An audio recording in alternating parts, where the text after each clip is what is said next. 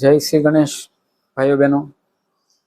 આજે આપણે આ વિડીયો દ્વારા ભાષા શિક્ષણ એટલે કે પદ્ધતિશાસ્ત્રના જે એક બે માર્કમાં એટલે કે એક બે વાક્યના 2 માર્કમાં જે પ્રશ્ન પૂછાય છે તો તે કેવા હોય છે તેની ચર્ચા આપણે અગાઉ તો એક વિડીયો બનાવી ચૂક્યા છે। આજે પણ આ જ વિડીયો દ્વારા આપણે આ ભાષા શિક્ષણના 2-3 વાક્યમાં ઉત્તર આપો એના પ્રશ્નોની ચર્ચા તે કરવાની છે।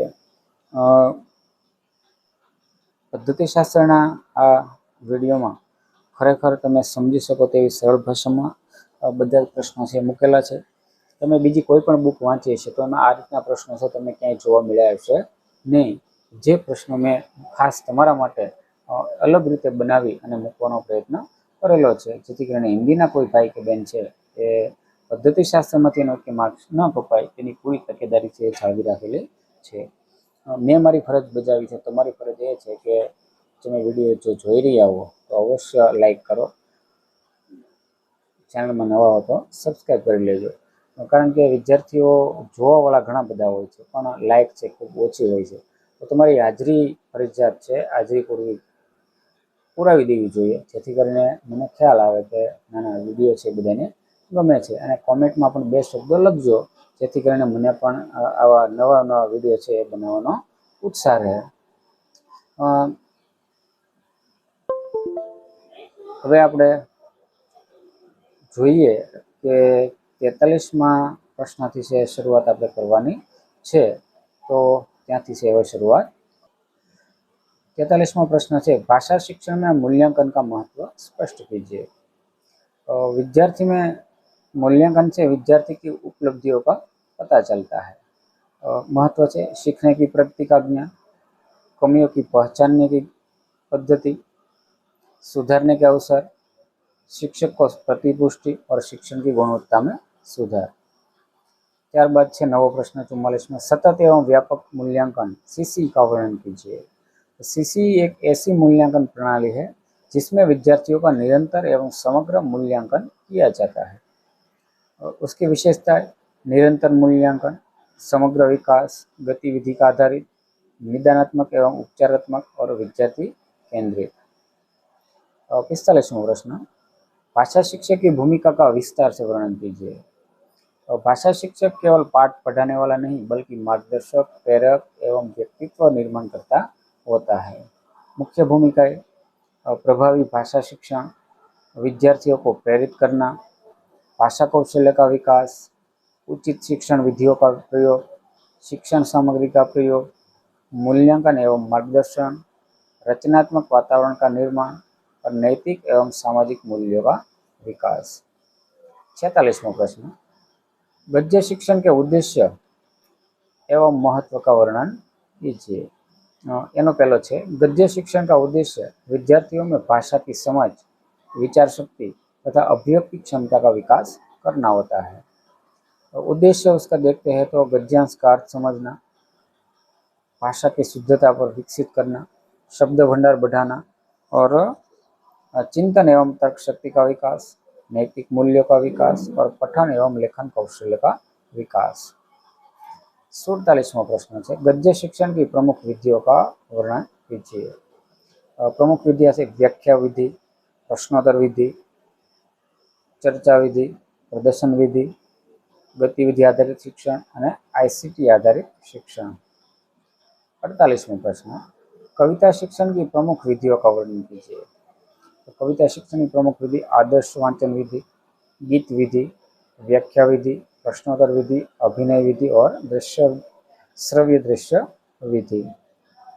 49वां प्रश्न है कविता शिक्षण में शिक्षक की भूमिका का वर्णन कीजिए। तो एनो उत्तर है आदर्श स्वर में कविता का वाचन करना, भाव स्पष्ट करना, कठिन शब्दों का अर्थ समझना, विद्यार्थियों में रसास्वादन विकसित करना, उच्चारण सुधारना और काव्य सौंदर्य का अनुभव कराना और विद्यार्थियों को कविता पाठ हेतु प्रेरित करना। 50वां प्रश्न व्याकरण शिक्षण की प्रमुख विधियों का वर्णन कीजिए। आगमन विधि, निगमन विधि, सूत्र विधि, अभ्यास विधि, खेल विधि और गतिविधि आधारित विधि। 51वां प्रश्न आगमन एवं निगमन विधि में अंतर स्पष्ट कीजिए। तो बनेना अलग अलग आपेला है।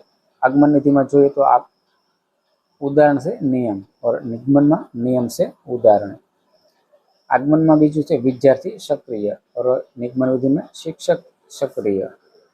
आगमन में स्थायी ज्ञान और निगमन में शीघ्र ज्ञान, अधिक प्रभावी और समय की बचत। 52वां प्रश्न, भाषा शिक्षण में प्रश्नोत्तर विधि का महत्व स्पष्ट कीजिए। एनो उत्तर है विद्यार्थियों की सक्रिय भागीदारी, चिंतन शक्ति का विकास, आत्मविश्वास में वृद्धि, सीखने की जांच, रुचिकर शिक्षण और संप्रेषण कौशल्य का विकास। 53वां प्रश्न है भाषा शिक्षण में शिक्षक सहायक सामग्री PLM का महत्व लिखिए। आ खूब अगत्यनो प्रश्न कही शकाय। तो उसका प्रमुख सामग्री PLM में चार्ट, चित्र, model, flash card, smart board, PPT, video और ऑडियो सामग्री। इसका महत्व है शिक्षण सरल बनता है, रुचि उत्पन्न होती है और स्थायी अधिगम होता है, सहभागिता बढ़ती है। 54वां प्रश्न है भाषा शिक्षण में ब्लैक बोर्ड शामपट का महत्व स्पष्ट कीजिए।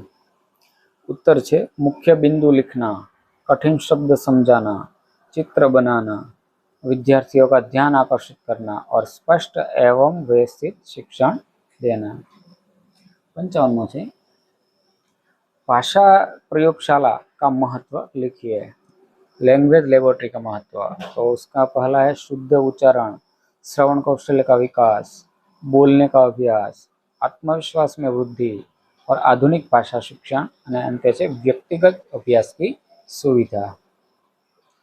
56वां प्रश्न भाषा शिक्षण में कंप्यूटर एवं इंटरनेट का उपयोग स्पष्ट कीजिए।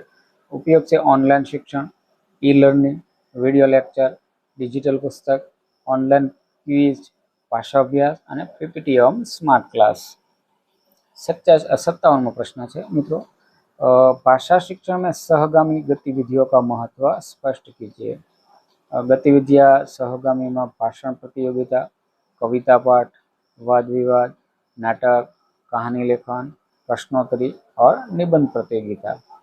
इसका महत्व है आत्मविश्वास, भाषा कौशल्य, नेतृत्व क्षमता, सृजनात्मकता और सामाजिक विकास।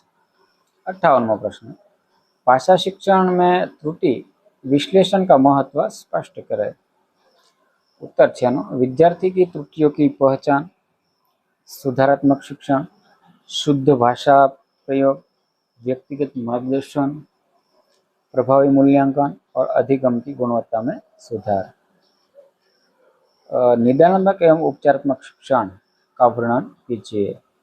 निदानात्मक शिक्षण की बात करिए तो विद्यार्थियों को सीखने संबंधी कठिनाइयों की पहचान करना और उपचारात्मक शिक्षण पहचानी गई कठिनाइयों को दूर करने हेतु विशेष शिक्षण प्रदान करना।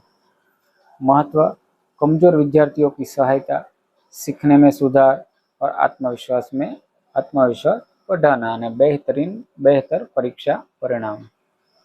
60वां प्रश्न है मित्रों हिंदी शिक्षक के आदर्श गुणों का विस्तार से वर्णन कीजिए। हिंदी शिक्षक में केवा गुणों है तो एक आदर्श हिंदी शिक्षक में निम्न गुण होने चाहिए। विषय का गहन ज्ञान, शुद्ध एवं प्रभावशाली भाषा, स्पष्ट उच्चारण, रचनात्मक एवं नवाचारी दृष्टिकोण, विद्यार्थियों के प्रति सहानुभूति, समय पालन, नैतिक चरित्र, तकनीकी ज्ञान, प्रभावी कक्षा प्रबंध, सतत अध्ययन एवं आत्मविकास की प्रवृत्ति। 61वां प्रश्न है पाठ योजना क्या है, इसके महत्व का वर्णन कीजिए। उत्तर देखते हैं पाठ योजना किसी पाठ को निर्धारित समय में प्रभावी ढंग से पढ़ाने के पूर्व योजना है। इसमें उद्देश्य, शिक्षण विधि, शिक्षण सामग्री, गतिविधियों एवं मूल्यांकन का समावेश होता है।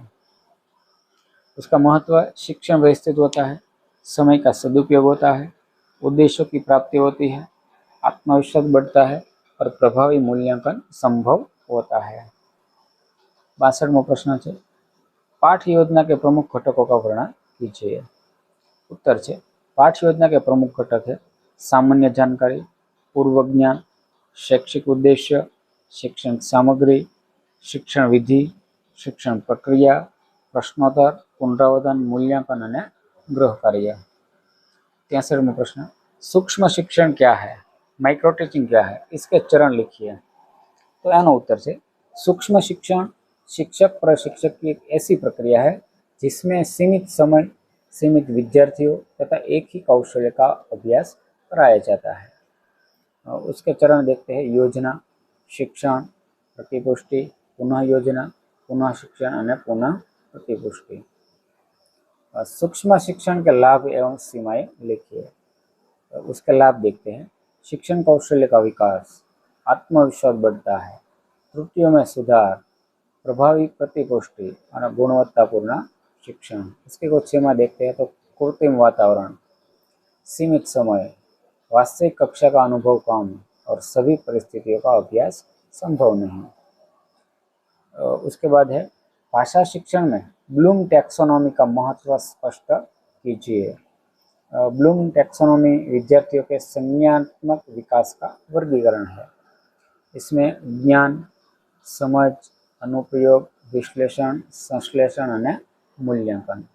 तो 5 6 याद रखो छे। ज्ञान, समझ, अनुप्रयोग, विश्लेषण, संश्लेषण और मूल्यांकन। इसका महत्व, उद्देश्य निर्धारित, प्रश्न निर्माण, प्रभावी मूल्यांकन और उच्च स्तरीय चिंतन का विकास। 67वां प्रश्न, भाषा शिक्षण में रचनात्मक मूल्यांकन का महत्व लिखिए। उत्तर है सतत मूल्यांकन, तत्काल प्रतिपुष्टि, त्रुटि सुधार, व्यक्तिगत प्रगति का ज्ञान, प्रभावी अधिगम और परीक्षा तनाव में कमी। त्यारबाद पछीनो प्रश्न है समापन मूल्यांकन का वर्णन कीजिए। समापन मूल्यांकन किस इकाई